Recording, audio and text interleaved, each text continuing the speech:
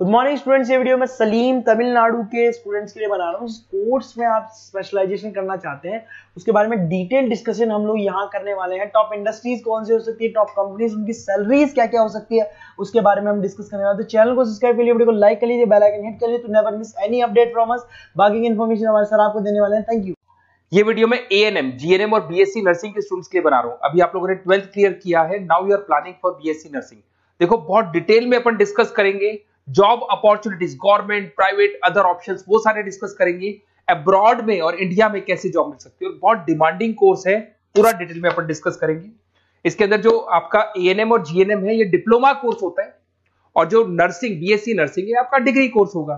तो इसको अपन डिटेल में डिस्कस करेंगे। जॉब अपॉर्चुनिटीज इंडिया में कौन सी है, अब्रॉड में कौन सी है, और ग्लोबल लेवल पे कौन से एग्जाम्स लगते हैं जिससे यूएस में, यूएई में, कनाडा में आपकी जॉब लग सकती है, इसको डिस्कस करेंगे।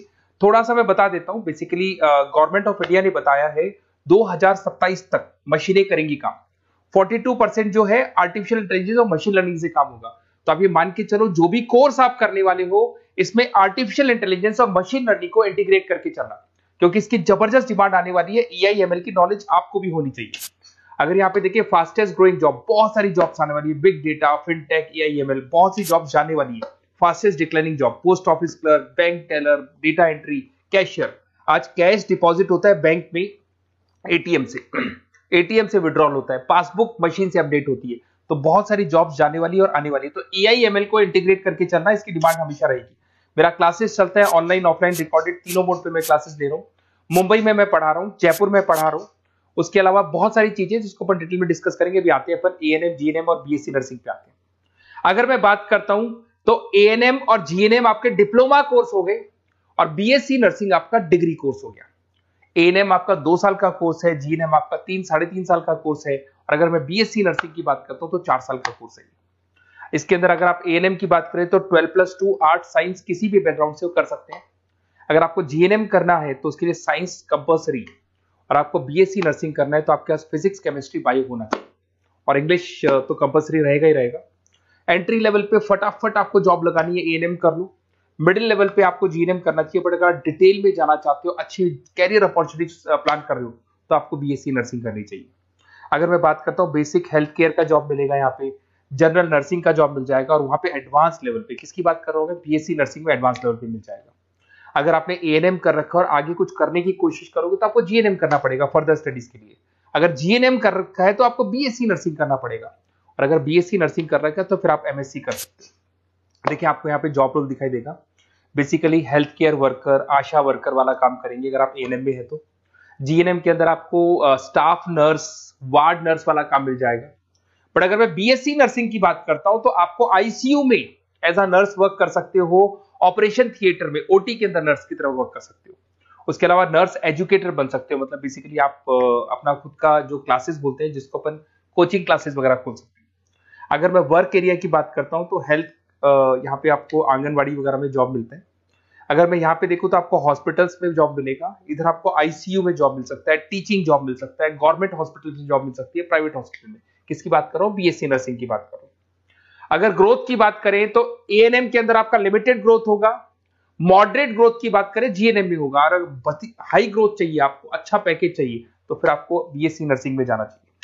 अगर यहाँ पे सैलरी पैकेज की बात करें, फ्रेशर से लेके गवर्नमेंट जॉब तक भी 30,000 तक जाओगे आप एएनएम के अंदर। जीएनएम के अंदर फ्रेशर से लेके गवर्नमेंट जॉब तक भी पहुंचते हो तो 12,000 से 40,000 तक पहुंचोगे। और अगर बीएससी नर्सिंग में जाते हो तो फ्रेशर भी हो तो आपको 18 से 30 मिल जाएंगे, और गवर्नमेंट जॉब तक अगर आप पहुंच जाते हो तो आपको 60,000 के आसपास मिलने लग जाएंगे। तो बेटर है कि बीएससी नर्सिंग करो, थोड़ा सा टाइम ज्यादा लगेगा बट आगे आपको पैकेजेस बहुत अच्छे मिलते हैं। अगर मैं यहाँ पे देखता हूँ क्विक एंट्री लेनी है, एएनएम में जाएंगे, बैलेंस ट्रेनिंग वगैरह देखना है, जीएनएम में जाएंगे। और अगर long term career growth plan कर रहे हो तो आपको बीएससी नर्सिंग में जाना चाहिए। अगर मैं गवर्नमेंट सेक्टर की बात करता हूँ तो एम्स में आपका जॉब लग सकता है, उसके बाद में आपका स्टेट गवर्नमेंट में जॉब लग सकता है, इंडियन रेलवे में आपका जॉब लग सकता है, इंडियन आर्मी में जॉब लग सकता है आपका। उसके बाद में पीएचआई, सीएचसी में जॉब लग सकता है, आंगनवाड़ी सेंटर्स में जॉब लग सकता है। और कैटेगरी वाइज एएनएम का एएनएम वाला जॉब लगेगा, जीएनएम का जीएनएम वाला लगेगा, बीएससी नर्सिंग का जो थोड़ा सा हाई लेवल पे जॉब लगेगा। उसके बाद में अगर मैं प्राइवेट सेक्टर की बात करूं, अपोलो हॉस्पिटल, फोर्टिस, मणिपाल, सीके बिड़ला, सब में जॉब लग सकती है। तो सारे ऑप्शंस आपके पास रहेंगे। आईसीयू, स्टाफ केयर वगैरह बहुत सारी जॉब्स है। एएनएम जीएनएम की कैटेगरी वाइज जॉब लगेगा आप लोग का। अगर मैं बात करता हूँ एनजीओस की, तो इसमें health care India, red cross society, UNICEF, WHO, यहाँ पे आपकी जॉब लग सकती है और वो कैटेगरी वाइज आपका जॉब लगेगा।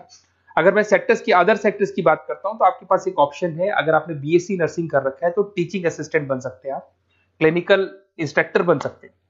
होम केयर में अगर देखा जाए तो आपको होम केयर नर्स बन सकते हैं। टेली कम्युनिकेशन, आजकल ये टेली कंपनीज बहुत चल गई, जहां पे आप पेशेंट को, रिमोट एरिया में पेशेंट है, डॉक्टर नहीं है, तो आप उसको देखेंगे, सारे रिपोर्ट्स डॉक्टर को भेजेंगे, डॉक्टर्स को रिपोर्ट्स को स्टडी करके आपको सारा देगा। उसको अपन टेली मार्केटिंग भी बोलते हैं, टेली कंपनीज भी बोलते हैं।